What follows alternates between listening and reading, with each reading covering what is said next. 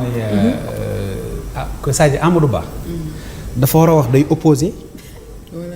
wala opposé wu. xam nga depuis que nga ànd ak Macky Sall mu di la def li mu lay def mu naqari la. nga ne tekk di wut ñu lay waxal nit da ngay ñëw ci marché bi ne maa ngi nii. ku bëgg akara. da ngay ñeme kaan yi. wax dëgg yàlla c'est-à-dire yow Macky Sall def na la lépp. ba tey ji ñu naan mi ngi door a wax mi ngi door a génn en fait génn na ci biti c'est-à-dire da ngay génn wax li nga bëgg. nit ñi dégg ko. mais bëgg a opposé bëgg a incarné loolu moo daloon Idriss Seck. c'est-à-dire bëgg a nekk opposant ñu naan Idi quatrième président. mu ne du génn ci télé yi bu waxee tey balaa waxati déwén boo génne muy egg variable nit ñi jël ko tegee ne génn bi réew mi pour nga politique fi da ngay jéem a xam idéologie nit ñi génn xam ne lii lañ bëgg nga wax li nga bëgg gis nga lii buggaan di def je suis entièrement d'accord ak moom waaw man mayuma kenn ku ubbi téléphone am di ma message naan ma sa waa ji waxal ci moom nit c'est que wax naa ko ci suba dama leen ni ñu bari xamuñu buggaan fréquenté wuñ ko jaxasoo wuñu moom su jàkkaarloo procureur su ko procureur ne yaa wax nangam da ko naan maa ko wax man dama ko xamuma ko xam koo xam day toog ba minuit ñëw sa kër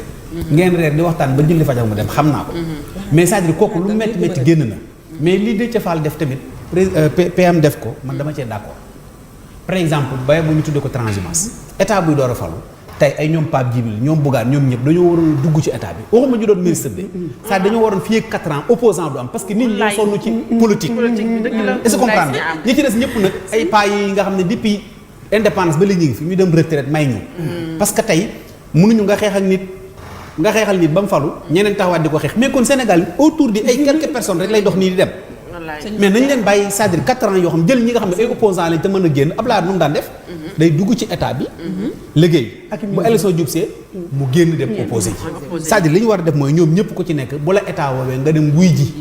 dem liggéey ak ñoom su temps de campagne jotee nga génn dem campagne ba pare ñëw liggéey mais boo xoolee léegi 12 mois yëpp sur 12 dañ koy politique xoolal ñoom Abdou Ba sax da nga gis ñoo xam ne nii dañoo bëgg génn doon opposant tey